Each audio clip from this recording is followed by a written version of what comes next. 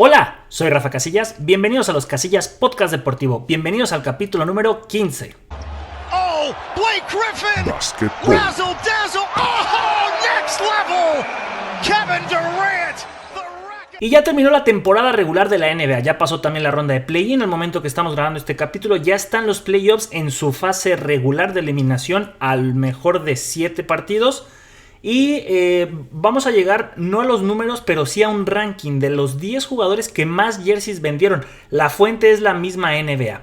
Y es curioso porque si hay alguna diferencia ahí en el ranking que tuvimos a mitad de temporada, pero nos da a entender mucho cómo se mueve la afición con respecto a los jugadores. Vamos a comenzar en la posición número 10 con el que probablemente está dentro de los muy favoritos para llevarse el MVP de la liga, que es Nikola Jokic, que promedió triple doble.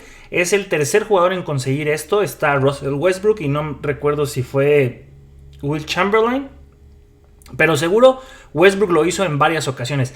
Nikola Jokic, que es importantísimo para el funcionamiento de los Denver Nuggets y que se está enfrentando con los Clippers. Al momento que grabamos esto, si no me equivoco, ya le ganaron el primer juego a Los Ángeles. Entonces, un jersey que se sigue vendiendo mucho y que podría ir por su cuarto MVP. En el noveno lugar tenemos a Shai Gilgeous-Alexander, el del OKC, en uno de los equipos jóvenes más importantes y que seguramente podrían estar dominando en las siguientes 2, 3, 4, 5 temporadas si es un equipo que saben mantener, que tengan ese núcleo de jugadores como Shai, como el poste Goldman que tienen y tienen otros muchos jugadores que han funcionado bien, pero dentro de ese núcleo que tienen, dentro de ese quinteto y hasta jugadores de recambio, Shai ha sido el principal artífice ofensivo, creativo. Muchos le tiran que a tiros libres es donde más consigue puntos, pero independientemente de eso, pues es el que tiene más tiempo la pelota y que hace más con él, tiene más magia para eso. Y pues también se viene reflejado en cuántas camisas ha estado vendiendo. En octavo lugar, a mí me sorprendió mucho que Ja Morant, el de los Memphis Grizzlies, el botador, que es un jugador súper atlético, pero que esta temporada demostró que nomás no la hace de la línea de 3, promedió apenas abajito del 30% de sus tiros de 3 y eso no es bueno para un armador, sobre todo para alguien que tiene tanto tiempo la pelota en sus manos. Es un jugador que prefiere más buscar el tiro de media distancia o clavarla, que es muy espectacular ahí, no hay duda de eso. Y me sorprende mucho por toda la cantidad de polémicas con respecto a armas de fuego que tuvo la temporada pasada, que también por eso lo suspendieron varias veces. Y que ojalá que ya se haya reivindicado, que ya esté por el camino del bien en el aspecto de que es una figura pública, que es parte también de su trabajo y que pues bueno, tanto es su impacto que vean nada más que en jerseys pues es el octavo que más vende. En número 7 tenemos a Ant-Man, Anthony Edwards, uno de los jugadores que para mí personalmente tiene muchas características similares, sobre todo en la parte física, a Michael Air Jordan. Anthony Edwards de los Timberwolves de Minnesota, el séptimo que más jerseys vendió y que por el momento tiene a los Wolves por encima de los Lakers 1-0 ya en ronda de playoffs en la primera ronda. Víctor Wembanyama jugó alrededor de 43-46 partidos porque tuvo una lesión, tuvo una pequeña trombosis me parece que en el hombro, una lesión peligrosa porque es ese tipo de lesiones que en su momento a Chris Bosh lo hicieron que se tuviera que retirar, pero bueno, Víctor Wembanyama se espera que regrese, que no es una lesión que lo retire y que por su juventud pueda salir adelante. Con esos 43 partidos, de los cuales lastimosamente por no tener el mínimo de 65, pues no aspira a ningún premio ni entrar a ninguno de los mejores equipos de la NBA. Sería como un año en ceros, por así decirlo. Sí estuvo en el All-Star Game, que eso es importante para su currículum individual. Lastimosamente tampoco Spurs ha llegado a hacer más y menos con él. Aprendió mucho en esta temporada con Chris Paul, pero más que todos esos detallitos que tuvo en esta temporada con altibajos, más bajos que altos al fin y al cabo, sigue siendo una de las figuras que más promete y que la gente está buscando su mercancía. Yo recuerdo que se vendió por muchísimos cientos de miles de dólares su primer jersey con el que debutó en la NBA, porque es uno de los jugadores que desde el draft y no se diga desde su debut ha levantado muchas expectativas para beneficio de propios y extraños. No se lesionó en su primera temporada como le pasó en su momento a Zion Williamson, a Joel Embiid, a Ben Simmons, y lo hemos podido disfrutar un poco más. Lastimosamente en esta segunda sí le tocó una lesión difícil, pero sigue siendo una figura que promete ya no solamente en el presente de la NBA, sino en el futuro cercano y lejano, porque esperemos que dure muchos años el francés. Después tenemos en quinto lugar a Jalen Brunson, que está nominado al jugador clutch del año. Es un jugador que Dallas también debería jalarse jalarle las greñas porque lo dejaron ir cuando en su momento él dijo, si me dan un contrato de 15, 17 millones yo me quedo. Y bueno, decidieron no hacerlo y son los Knicks de Nueva York que también están en los playoffs con un equipo que sí es candidato a llegar a las finales de la NBA. Ganarlo lo veo complicado, pero al menos yo creo que podría estar en las últimas instancias. Y es una parte muy importante, también ya ha sido All-Star y en este año fue inicial en el All-Star Game, de acuerdo a las votaciones y a la voz de los periodistas y jugadores y entrenadores. Entonces Jalen Brunson, que se ha vuelto una figura titular e importante para toda la liga y que se vuelve el quinto jugador con más jerseys vendidos. Cuarto lugar, un jugador que amas o odias. No entiendo mucho a veces el odio que tiene. Es un jugador que el año pasado, en el 2024, lo ganó todo. Fue campeón de la NBA, fue campeón de Juegos Olímpicos, fue portada del videojuego del NBA 2K25 para este año. Hizo grandísimas cosas y volvió a poner el nombre de los Boston Celtics hasta arriba en el ranking de equipos con más títulos, porque estaban empatados los Boston Celtics con los Lakers. Y otra vez el Boston toma la delantera sobre su acérrimo rival de los angelinos. Y este señor, pues claro que es importante y es la figura, a pesar de que es Jalen Brown el que se llevó el MVP de las finales. Jason Tatum se supone que es la figura más importante, tanto así que ya tiene 3 pares de tenis signature con Jordan y que pues sí, realmente es una figura mediática, aunque a muchos no le caen. A pesar de que fue el mejor también de su draft, que los Lakers lo dejaron pasar, que los 76ers lo dejaron pasar, pues ya tiene un anillo de la NBA con los Celtics. Entramos al podio y comenzamos con LeBron James. Sería, pues es que no sé en qué año sería, que es uno de los jerseys más vendidos año con año, pero hay una pequeña diferencia cuando ya lleguemos al que está en primera posición. Una temporada con altibajos y sobre todo en la parte anímica, porque claro que le pegó que le quitaran a Anthony Davis. Ha hecho una buena dupla con Luka, lastimosamente la defensa y sobre todo los rebotes se ha notado muchísimo en los últimos partidos y en esta primero de la serie contra los Minnesota Timberwolves, que les falta un poste. Les hizo mucha falta el que habían traído de Charlotte, eso hubiera estado perfecto. Lastimosamente pues los Lakers siempre no lo quisieron y bueno, ahí veremos las consecuencias, a ver si pueden seguir avanzando o no en los playoffs. Sin embargo, LeBron sigue siendo un jersey que se vende muchísimo y más ahorita que ya se viene el ocaso de su carrera. No sabemos si regresará la próxima temporada o cuánto tiempo más durará, entonces muchos quieren tener ese último jersey de su majestad. En segundo lugar, Stephen Curry, un jugador que LeBron vino a ser la imagen de la NBA, pero como lo hizo en su momento Magic, Larry Bird, el Michael Jordan, el Chef Curry fue un jugador que vino a revolucionar la manera en que se jugaba la NBA. Siempre lo hemos dicho en este canal, en este programa, el haber modificado la manera en que los jugadores grandes dominaban la pintura por jugadores pequeños y que dominaran desde la línea de 3 y que de esa manera consiguieran más puntos y no solo puntos, campeonatos, a tal grado que el Chef Curry tiene 4 anillos de la NBA. Es un jugador que creo que sí o sí tiene que estar en la plática de un top 10, un top 5 mejores jugadores de la NBA por lo que significa. También es el triplista que más triples tiene en la historia de la NBA, más de 3000 y le saca más de 800. Sí, me parece que son más de 800 triples al segundo lugar, que es James Harden. Se mantiene vigente a pesar de que también ya está en el ocaso de su carrera, pero pues siempre será una gran figura y quien no quiere su jersey también para la posteridad. Y número 1, Luka Doncic, que viene rompiendo la hegemonía de Stephen Curry y de LeBron James, que por más de 12 años fueron los que dominaron este rubro de más jerseys vendidos. Hoy se rompe ese dominio y es Luka Doncic el que vendió más jerseys en esta temporada. Ahí sumando con lo que tenía Dallas, pero el boom que vino fue cuando se fue a los Lakers. Claro que el mercado de Los Ángeles vende más y más de los Lakers. Entonces el número 77 del esloveno rompió pues este top y se fue al primerísimo lugar. No se puede negar que Luka iba a estar en el top 10 porque sigue siendo un jugador muy importante, pero su cambio llegó a ser nosotros hicimos un video sobre eso y también muchos portales lo consideraron dentro de las 5 noticias que más han impactado el mundo de la NBA. Lo compararon como si en su momento un Larry Bird, un Magic Johnson, un Michael Jordan, un Tim Duncan con los Spurs, un LeBron James con los Cleveland Cavaliers hubieran sido intercambiados sin motivo, sin razón y sin previo anuncio. a ese grado. No me refiero a que ya tenga el historial que tienen ellos, sobre todo de títulos, pero sí al nivel de figura que tenemos en este momento. A Luka es uno pues es de las figuras de su generación, y en el momento en que ya no esté el Chef Curry, que ya no esté en LeBron, Luka y compañía, porque vienen otros grandes chamacos por detrás, pues van a ser los que van a dominar la NBA. Y Luka se espera que pueda ser el rostro de la NBA en los próximos años, por su talento, por su carácter, que a veces le hace falta que lo controle más para evitar muchas técnicas, pero Luka, sin lugar a dudas, vino a caerle como anillo al dedo al mercado de los Lakers, que no solamente son Los Ángeles.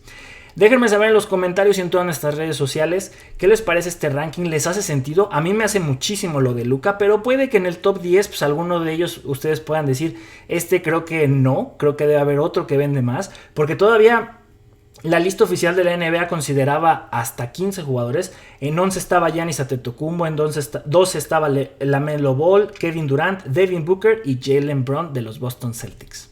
3 al área, llega el centro, arriba.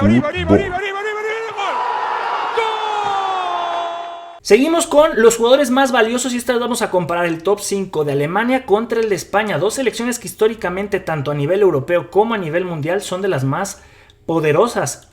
Uno a nivel mundial, Alemania con 4 títulos, España tiene 1, y a nivel europeo pues tiene 3 Eurocopas España, y son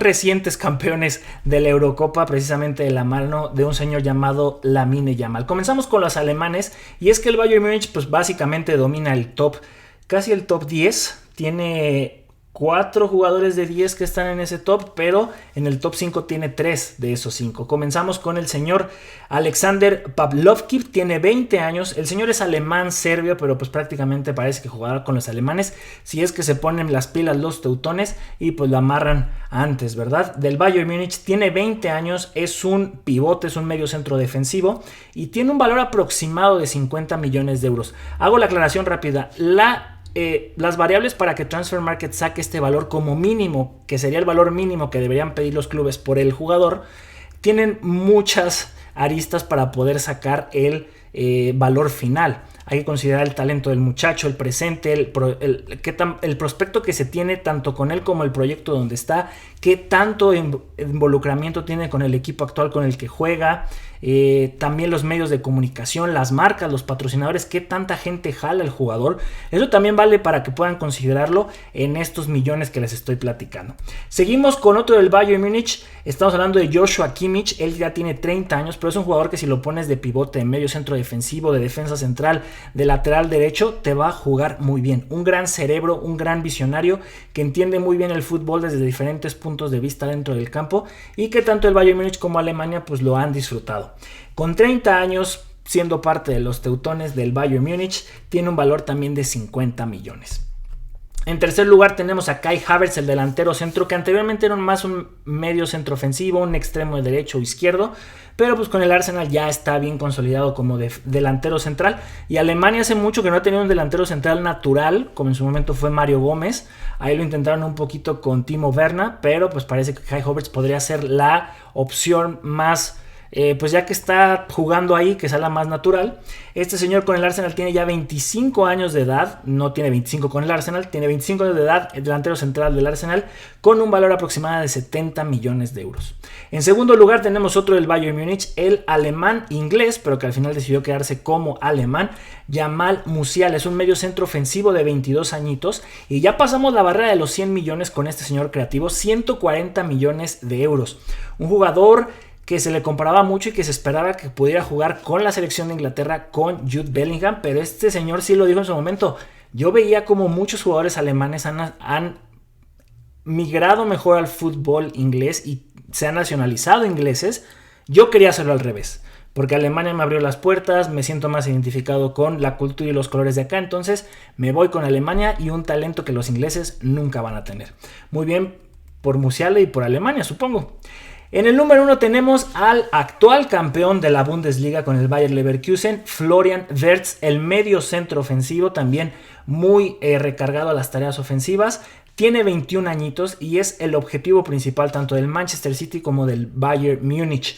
Como sabemos, los del Bayern Múnich siempre quitando las máximas estrellas de sus rivales y sobre todo el que le acaba de quitar el título. En su momento lo hicieron con el Borussia Dortmund, lo hicieron con Mario Götze, con Robert Lewandowski, con Matt Hummels y ahorita seguramente van a comenzar con Florian Wirtz y lo harán con todo aquel que se le ponga al brinco. Y mejor, si se va a ir de la Bundesliga, pues que se vaya y para mí mejor para que en la liga local pues no tenga bronca. Este año se ve que el Bayern Múnich va a ser campeón sí o sí. Harry Kane por fin levantará un título de liga, un título en general. Y Florian Wirtz pues podría pensarse qué tanto puede aguantar el proyecto del Bayern y mejor, ¿por qué no migrar al Múnich? Hay que ver qué sucede. Nos vamos ahora con los españoles que tienen una base de jóvenes muy interesantes que seguramente muchos de ellos estarán para el Mundial del próximo año, en el 2026. Y gran parte de este top 5 pues es del Barcelona, que como decíamos con el Bayern Múnich que tenía 4 jugadores en el top 10, pues aquí en España el Barcelona tiene 6 jugadores en el top 10. En el top 5 tiene 3 de 5. Vamos a comenzar con Pau Cubarsí, que defensa central de 18 añitos, que vaya que es aguerrido. Esta temporada hasta el físico ahí se reventó y se abrió la boca y ya tendrá una cicatriz para toda la vida. Será recordado como Scarface, pero defendiendo los colores del Barcelona y seguramente de España y como les digo muy probablemente para el próximo mundial. 18 añitos, un jovenazo, tiene un valor aproximado de 70 millones de euros. Después tenemos a Nico Williams, que sí bajó su valor, sobre todo lo habían tasado mucho más alto después de la Eurocopa y se esperaba que llegara al Barcelona, pero al final Nico decidió quedarse con el Athletic Club por temas contractuales, por temas del protagonismo que esperaba, entre dimes y diretes, perdón por mi frase ahí trabada, pues se queda con los del Athletic Club y su valor bajó. Sin embargo, sigue valiendo 70 millones de euros a sus 22 años este extremo izquierdo. Ya entrando al podio tenemos al cerebro, al titiritero del medio campo, no solo del Barcelona, sino también de la selección de España.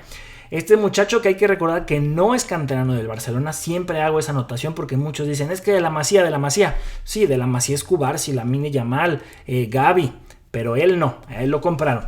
Pedri es el tercer español más caro del momento, con 22 años este mediocentro está tasado en 120 millones de euros y vaya que al Barcelona se le nota cuando no lo tienen porque es el que tiene pues la pauta para marcar el ritmo de si atacan, si descansan, si arman el juego, dónde van a encontrar espacios o los va fabricando. Es el cerebro que nos hace recordar mucho a un Xavi y a un Iniesta. En segundo lugar tenemos a Rodri, que a pesar de las lesiones, el actual Balón de Oro sigue estando valuado bastante alto, jugando con el Manchester City. Este pivote medio centro defensivo tiene 28 años y claro que es muy importante tanto para los de la Premier League como para España, no se diga que fue uno de los referentes para el título de la Eurocopa. 28 añitos, el español tiene un valor aproximado de 130 millones de euros. Y el jugador más caro, tanto si lo comparamos con la selección de Alemania como la española, pues tenemos a Lamine Yamal, este extremo derecho que tiene 17 años, canterano del Barcelona, hasta estuvo cuando ni siquiera se podía sentar en una campaña publicitaria al lado de Lionel Messi cuando también era solo un chamaco del Barcelona. Bueno, ahora Lamine Yamal es la gran figura y no solo del Barcelona, no se diga de España y cómo lo demostró en la Eurocopa. Un caso muy curioso con este chamaco, hay una ley en Alemania que prohíbe a los menores de edad participar en actividades o trabajos, sobre todo que sea algo laboral, después de las 10 de la noche. Entonces, si había partidos que se jugaban a esa hora o durante el tiempo reglamentario llegaban a las 10 de la noche, a Lamine Yamal lo tenían que sacar de cambio forzosamente y sacarlo del estadio porque él no podía estar laborando. Un tema muy curioso, tiene todavía 17 años, todavía no es mayor de edad y cuántas cosas no ha hecho y el protagonismo que tiene. 180 millones de euros. Podríamos decir que suenan fácil, pero aquí tienen muchas cosas, hay demasiadas variables, entre ellas, como les decía, su presente, el talento que ha demostrado, el potencial a donde puede llegar, dónde será su techo. Todo el protagonismo que ha tenido tanto con el Barcelona como España, todo eso es lo que le da este valor mínimo de 180, que hay que aclarar también que es lo mínimo que un club debería pedir por él, pero muy seguramente si el Barcelona dijera me lo quieres comprar, tiene una cláusula de rescisión de 1.000 millones de euros. Ningún jugador vale eso, pero habría quien lo pagaría, quién sabe.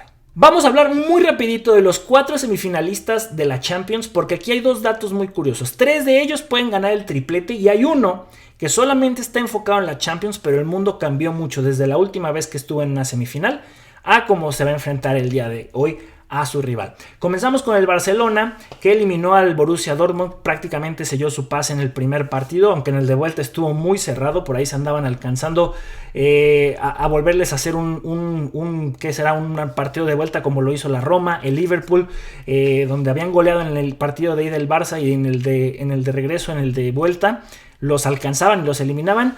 Bendito sea Dios, no pasó. Pero bueno, el Barcelona sigue vivo en la liga, se mantiene como puntero, ganó su partido en este último fin de semana, agónico con un penal en tiempo de compensación, un penal bien marcado. Sin embargo, pues los tiempos de compensación, tanto para el Barça como para el Real Madrid, siempre han sido muy altos. En la liga se va a enfrentar en España, en la final de la Copa del Rey se va a enfrentar al Real Madrid y en la Champions se va a enfrentar al Inter de Milán. Es decir, se mantiene vivo y con posibilidades de ganar el triplete. Misma situación para el rival del Barcelona, el Inter de Milán, se lo va a enfrentar en Champions League en esta semi. Ya históricamente, y recordemos que después del primer triplete que recordamos del Barcelona con Pep Guardiola, fue contra el Inter de Milán, que cayeron en semifinales cuando estaba ahí Samuel Eto'o, donde estaban siendo dirigidos por José Mourinho. Entonces, históricamente, este duelo en esta instancia suena peligroso. Están en las semifinales de la Copa de Italia, están 1-1 contra el equipo del Milan, contra el vecino incómodo, mi querido Milan de toda la vida, y en la liga se mantienen también como punteros. Después tenemos al Paris Saint-Germain, que prácticamente ya es campeón de la Ligue 1, están en la final de la Copa de Francia contra el Stade de Reims, y en la Champions League se van a enfrentar al Arsenal. Curioso que Mbappé se va del Paris Saint-Germain y le está yendo muy bien, no solamente a nivel local. En la Champions están en las semifinales y Donatello fue eliminado en cuartos de final. Y ahora sí, el Arsenal regresa a una semifinal. La última vez que estuvo en una semifinal fue en la 2008-2009, cuando se enfrentaron al Manchester United. Un Manchester United que, por cierto, tenía en aquel entonces a Cristiano Ronaldo. Y es que el mundo era muy diferente. Aquel Arsenal que recordamos en el 2008-2009 y aquel fútbol que se jugaba en aquel entonces. Un Manchester United que seguía dominando, que seguía teniendo a Sir Alex Ferguson, que Chicharito todavía ni siquiera llegaba a la Premier League, que todavía jugaba con las Chivas Rayadas del Guadalajara. Entonces este Manchester United era otra cosa, todavía era de aquellos grandes monstruos, y todavía cuando llega el Chicharito tienen esos destellos donde todavía ganaban títulos. Pues a Chicho le tocó ganar la Premier, la Community Shield, creo que Copas de la Liga también ganó. Llegó una final de Champions League que perdieron contra el Barcelona de Lionel Messi y compañía. Pero bueno, en aquella semifinal del 2008-2009 el Arsenal cayó ante el Manchester United de Cristiano Ronaldo, y que a la postre perderían contra el Barcelona. De hecho, este Manchester United venía de ganar la Champions contra el Chelsea cuando John Terry falla el penal en aquella tanda de penales de aquella final en el 2008. Fue la temporada 2007-2008. Y en esta 2008-2009 pues fue cuando se enfrentan al Barcelona de Pep Guardiola, si no me equivoco, creo que esa fue la final, pero la semifinal fue Arsenal-Manchester United. Otra cosa que también sucedió en aquella época, el Manchester City ni siquiera había jugado una Champions League. En el 2009 todavía no jugaba en la competición más importante y prestigiosa de Europa, todavía se estaba formando este mega equipo con los petrodólares que le estaban entrando al City. Ahí vemos figuras como Kompany, que a la postre sí sería leyenda del Manchester City, pero estaba Robinho como una de sus principales estrellas para que este proyecto cuajara. Y una de las más importantes y tiernas es que en aquel entonces la actual figura del Barcelona, Lamine Yamal, tenía 2 añitos. Apenas tenía 2 añitos de vida. Lionel Messi seguía en el Barcelona, se estaba apenas curtiendo, cuajando, empezando a amarrar su puesto para volverse la figura y superestrella que conocemos hoy en día. Y bueno, ese es el fútbol, el mundo del fútbol, que estaba la última vez que el Arsenal llegó a una semifinal, que perdió ante el Manchester United y que hoy tiene la oportunidad, enfrentándose a un Paris Saint-Germain con una base de jóvenes muy interesantes, de poder llegar nuevamente a una final. Uno de mis hermanos que le va al Arsenal, ustedes lo conocerán, Rogelio, él ha dicho de que él no quiere terapia de lo que pasó en el 2006 en aquella final que perdió Thierry Henry contra el Barcelona de Ronaldinho. Él lo que quiere es venganza, se quiere enfrentar en la final al Barcelona y ganarle por fin la Champions League. Regresando a los jugadores que más caros están hasta el momento, vamos a hablar del top 10, pero de la selección mexicana o de jugadores mexicanos. En el noveno lugar tenemos a Eric Lira, el de medio centro defensivo del Cruz Azul. Tiene 24 años, está tasado en 7.5 millones de euros. Recordemos que las variables para poder sacar este valor pues son varias, ¿no? Su presente, su talento, el potencial que tiene, cómo le va con los medios de comunicación. Todos esos detalles nos dan este mínimo valor, porque sabemos que existen las cláusulas de rescisión o lo que llegue a pedir el club, que puede ser el doble, el triple, lo que guste. O a veces, como en Europa, cuando les queda solamente un año, pues sí tienen que malbaratar al jugador para intentar sacar algo por él. En número 9 tenemos a Alexis Vega, un jugador que eternamente se ha intentado que se vaya a Europa, una de las promesas que con Chivas se estancó un poco, pero volvió a resurgir con el Toluca. Talento tiene mucho, tal vez la disciplina y los pies en la tierra pues es lo que le falta, ¿no? Tiene 27 años, actualmente está en el club Toluca y también tiene un valor de 8 millones de euros. Empatado también con ese mismo valor lo tiene el cancerbero del América. Luis Malagón tiene 28 años y, como les digo, 8 milloncitos de euros. Después tenemos a Luis Chávez, pivote, que está jugando en Rusia, un jugador muy importante que fue de lo poquito rescatable con el grandísimo tiro libre que hizo en la Copa del Mundo de Qatar. Ya no está tan cómodo allá en Rusia, me imagino que también la tensión política pues, va a afectar en sus decisiones de decir me quedo, me voy. Aparte en México la vida es más sabrosa y hace menos frío. Pero bueno, 29 añitos, juega en Rusia, tiene un valor de 9 millones de euros en este momento que estamos grabando el capítulo. Recuerden que estos valores pueden dispararse o reducirse sin previo aviso, ¿eh?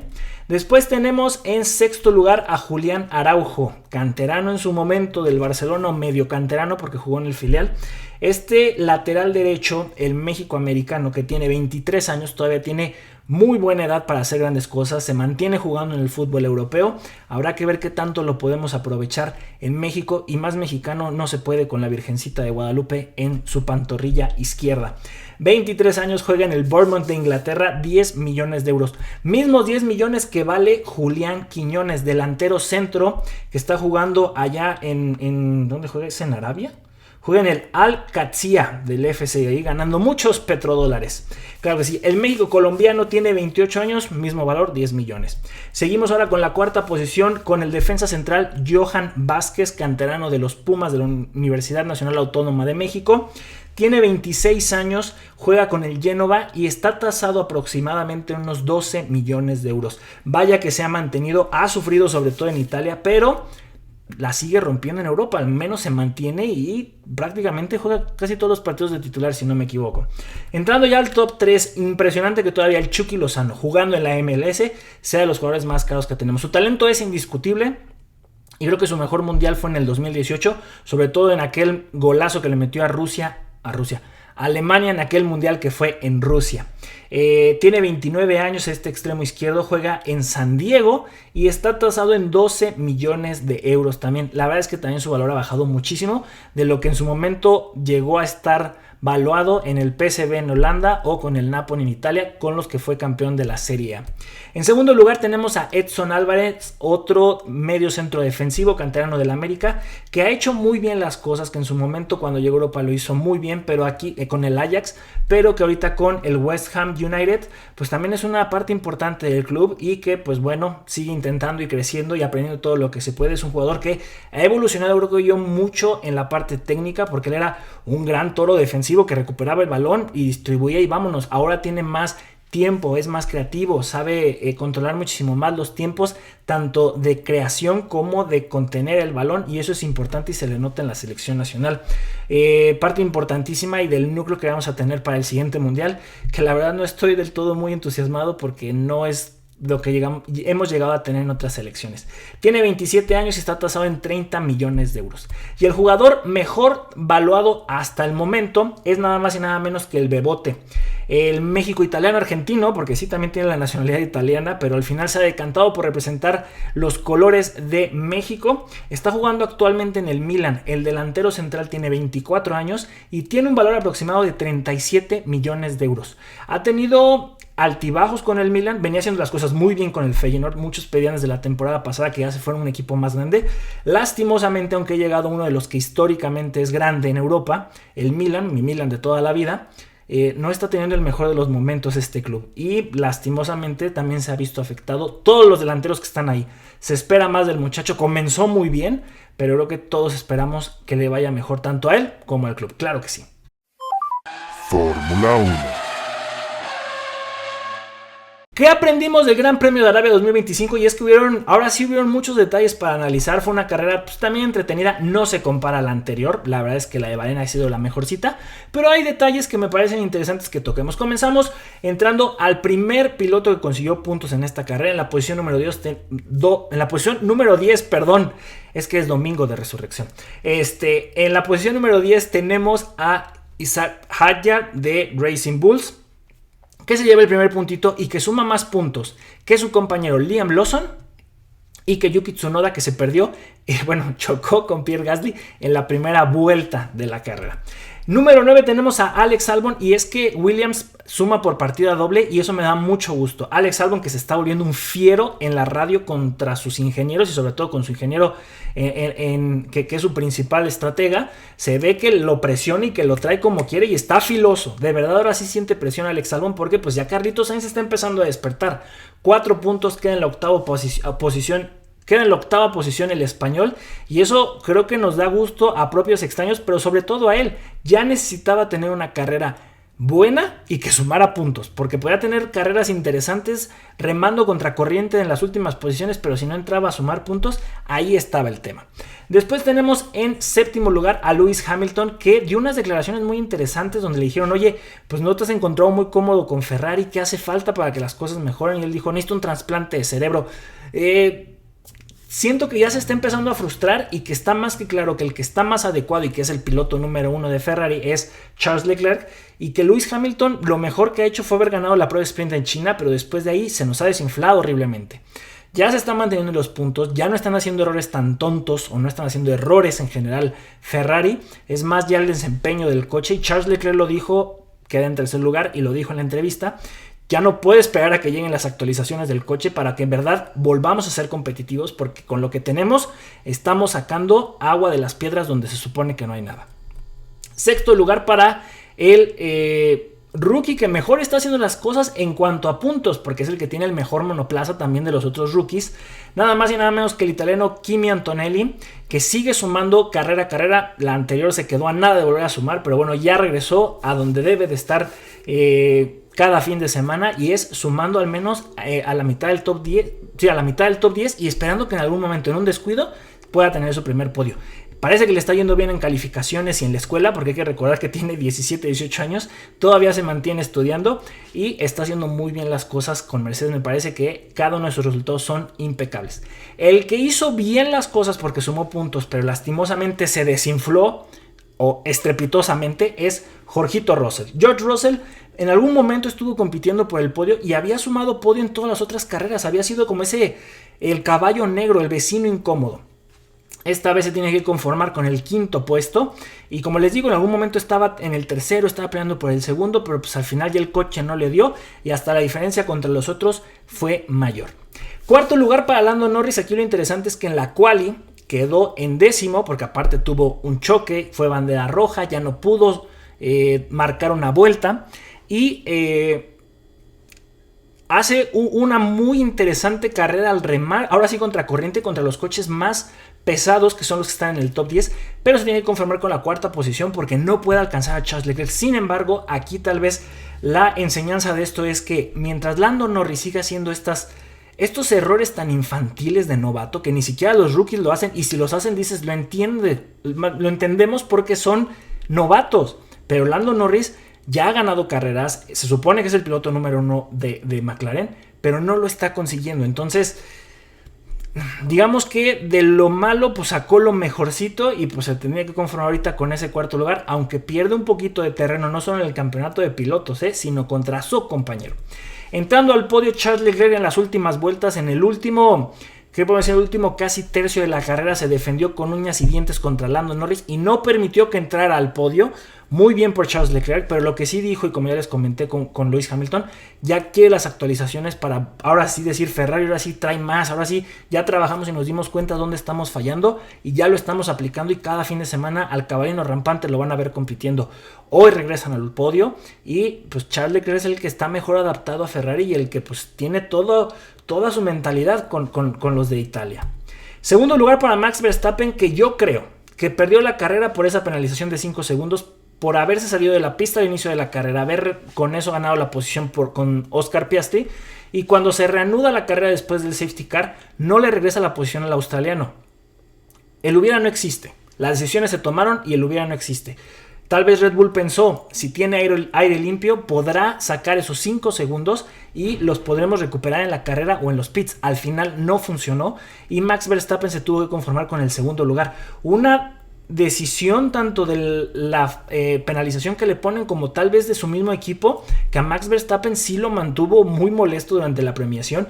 No se le vio festejando, creo que él sí sentía que la victoria podía ser para ellos a pesar del tractor que tiene Red Bull como coche. Lo vemos con un Yuki Tsunoda que le está costando, pero sobre todo hay medio se adapta en algunos circuitos y por momentos ya vimos que ya también sumó puntitos, pero Max Verstappen está sacando de verdad oro donde supuestamente hay cobre. La verdad que Max Verstappen aquí está sacando todo el talento, por lo que se nota esa gran diferencia entre tener el mejor coche y el mejor piloto cuando solo tienes un coche y a un grandísimo piloto, lo que se puede y no se puede hacer. Y en primerísimo lugar, independientemente de la penalización y de todas las otras variables que platicamos, Oscar Piastri hizo un carrerón. No se llevó la pole position, se la llevó Max Verstappen por milésimas de segundo, pero Oscar Piastri sí que le sacó el máximo jugo a su McLaren. Supo aprovechar tanto la penalización, los de McLaren en los pits hicieron bien las cosas e hizo una carrera con aire limpio bastante buena.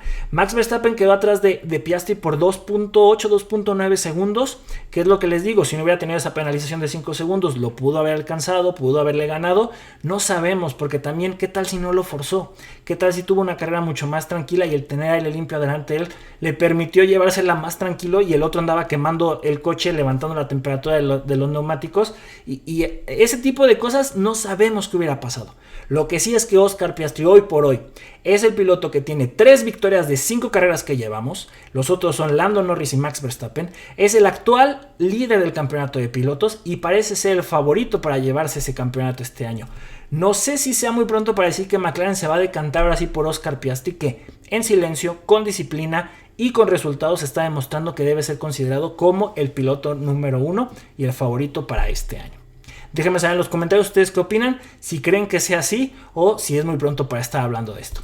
Así queda el stand del Mundial de Pilotos, teniendo a Piastri como el nuevo líder de este campeonato. Le saca ya 10 puntos a su compañero que está en segundo. Max Verstappen ahí está pegadito. Está a 12 puntos de la punta, así que tampoco quitemos el dedo del renglón que Max pueda sacar por ahí una sorpresa si Red Bull se actualiza y saca un mejor coche para las siguientes carreras. George Russell en cuarto, Leclerc en quinto, sexto para Antonelli con 38 puntitos, Lewis Hamilton en séptimo como en el lugar que terminó en esta carrera. Alex Albon se mantiene porque también sigue sumando dentro del top 10, está en octavo con 20 y los que no se movieron y se mantienen en el top 10 son Ocon en 9 y 10 Stroll con 10 puntos. El Mundial de Constructores se mantiene con McLaren en la primera posición con 188. Aumenta su ventaja sobre Mercedes, que aunque sumó con ambos pilotos, pues muy lejos del podio. 111 para las flechas de plata. Tercer lugar para Red Bull, que al menos ya tiene ahí un poquito de ayuda de Yuki Tsunoda de la carrera pasada, pero todo prácticamente lo está cargando Max Verstappen. Cuarto lugar para Ferrari, quinto tenemos a Williams, sexto con Haas con 20 puntos, 10 puntitos para Aston Martin lo colocan en el séptimo lugar, octavo Racing Bulls, noveno Alpine, que Pierre Gasly había hecho una muy buena quali, lastimosamente ese choque que tuvo con Yuki le quita toda la oportunidad de hacer algo y sale de la carrera. Después Yuki llega a los pits y también lo sacan, pero Alpine se quedó con las ganas de sacar puntos con su piloto francés. Y Kick Sauber en la última posición, en décimo con 6 puntos también empatado con Alpine, ahí siguen sumando.